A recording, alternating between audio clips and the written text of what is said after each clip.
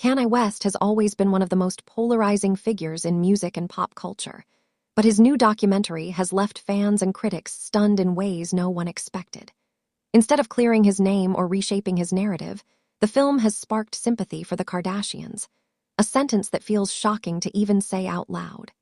The clips that have gone viral, especially of him screaming at Kris Jenner, show a man who seems increasingly unable to control his emotions. What's surprising is that many people who never thought they would feel bad for Kim Kardashian or her family are suddenly admitting that maybe they had it tougher than anyone knew. But as we dive deeper into what this documentary actually reveals, it becomes clear that Kanye's downfall wasn't sudden.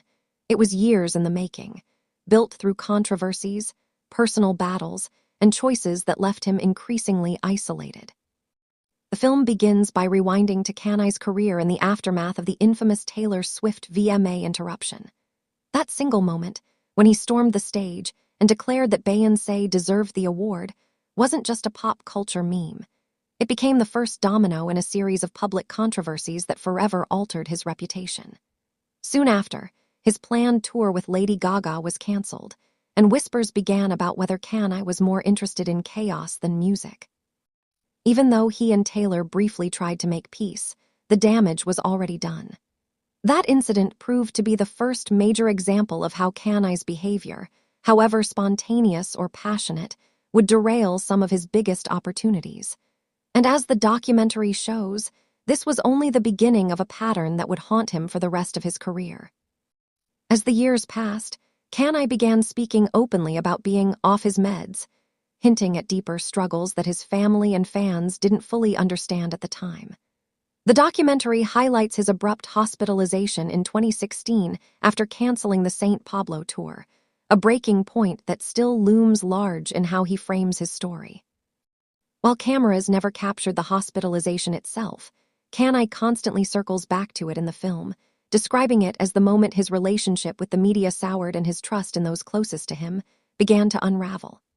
The way he describes it, the world mocked his vulnerability, twisting his pain into headlines that painted him as unstable rather than human. That bitterness toward the press became fuel for years of distrust, and his family found themselves caught in the crossfire. But just as he tried to distance himself from the media, Kanye would step into a much larger storm that no one could have predicted: politics. When Kanye walked onto the Saturday Night Live stage in 2018 wearing a red MAGA hat, he wasn't just making a political statement, he was sparking a cultural firestorm. He insisted that the hat symbolized resistance against control, but the fallout was immediate and severe. Cast member Michael Chi later revealed a heated confrontation, where Kanye defended his words by insisting his comments weren't aimed at Chi personally. Yet, behind the scenes, the tension was undeniable. Kanye admitted that politics scared him, confessing he even feared for his life whenever he wore the hat or aligned himself with controversial figures. The documentary captures him telling White House staff he needed to be brought inside quickly for his safety, a sign of just how paranoid he had become.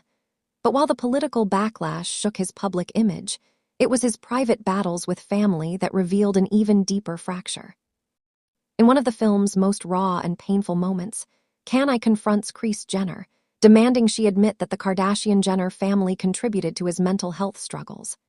The scene is heartbreaking, Kris in tears, pleading with him to take his medication, while Kanye defiantly declares that he'd rather die than live medicated. He accuses the family of refusing to take accountability, while Kris insists that what truly matters is the love and support of those closest to him.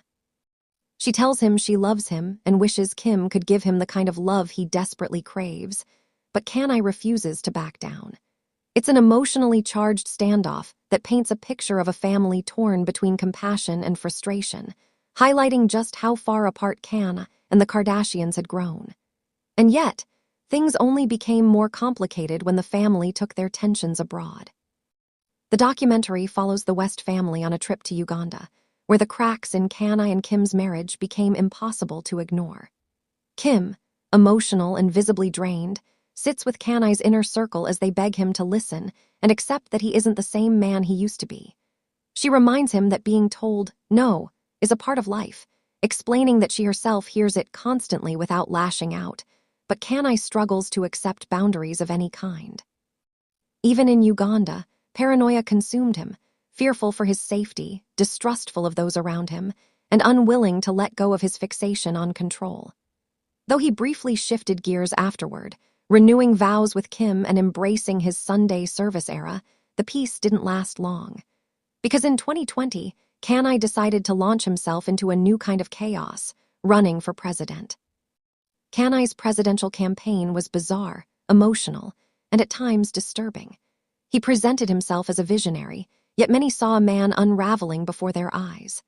Around the same time, he relocated much of his life to Wyoming, where he experimented with Yeezy-branded sustainable projects and architectural concepts. While the Wyoming move was framed as creative rebirth, the rants that accompanied it made headlines for all the wrong reasons. One particularly painful moment came when he revealed that he and Kim once considered not having their daughter North, a comment that deeply hurt Kim and shocked fans worldwide. The cracks in their marriage widened, leading to a divorce filing that underscored the reality that even Kim could no longer carry the weight of Kanye's spiraling choices. Kanye's self-perception as untouchable was tested when Adidas severed ties with him after his anti-Semitic remarks, despite his belief that the company could never afford to lose him. Instead of slowing down, he doubled down, infamously promoting White Lives Matter shirts that alienated him further from both fans and business partners. Industry giants like Live Nation and AEG refused to book him, and even the new Sphere in Las Vegas turned him away. For an artist who once prided himself on being the most sought-after name in music and fashion, the isolation was staggering. But instead of reflecting, Kanye insisted that this was all part of a bigger purpose, a narrative only he understood. Throughout the film, Kanye makes it clear that he despises being labeled as bipolar.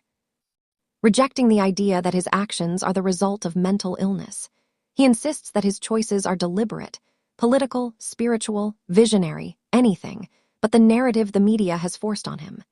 This resistance feels desperate at times, as if he's clinging to control of a story that continues slipping further from his hands. Friends, family, and colleagues are shown trying to reach him, but Kanye seems unwilling to accept help or criticism. He views pushback not as love, but as betrayal, and in doing so, he isolates himself further. And this is where the role of Kim becomes impossible to ignore. For years, Kim Kardashian has been painted as shallow, fame-hungry, and controversial. But in this documentary, many viewers are shocked to find themselves sympathizing with her. Kim is shown time and again staying calm as Kanye lashes out, often appearing to hold her emotions in check until she can no longer contain her tears. Fans online have noted that Kim's composure seems almost like a trauma response, something she learned not only from surviving public scandals like the Paris robbery, but also from living alongside Kanye's volatility. While their marriage ultimately collapsed, many viewers came away acknowledging that Kim may have been more patient, supportive, and loyal than anyone gave her credit for. What makes this documentary so compelling is just Kanye's behavior, but the way it has completely reshaped the way fans talk about him.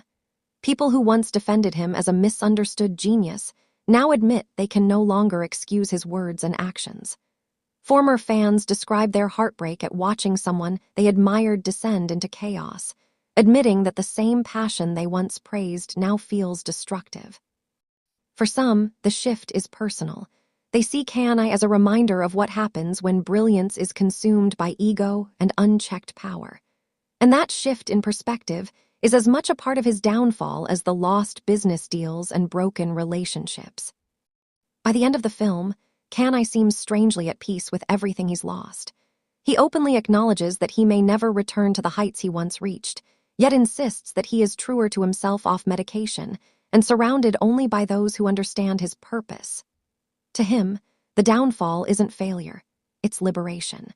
But to viewers, it's hard to ignore the tragic reality of a man who appears unwilling to face the consequences of his own actions. The acceptance he speaks of doesn't feel like growth. It feels like resignation, an artist choosing chaos over connection and control over compassion. Kanye's story isn't just about one artist's rise and fall. It's a cautionary tale about fame, ego, and the cost of refusing to listen. He has created masterpieces, reshaped entire genres, and influenced fashion and culture in ways few others could. Yet today, his name is just as likely to spark controversy as admiration. The documentary makes one thing clear. Kanye may still see himself as a visionary, but his legacy is now forever tied to the chaos that has surrounded him. And for fans who grew up loving him, that truth is painful. It's a reminder that genius and self-destruction often walk hand in hand. In the end, Kanye's new documentary was supposed to reframe the narrative, but it has done the opposite.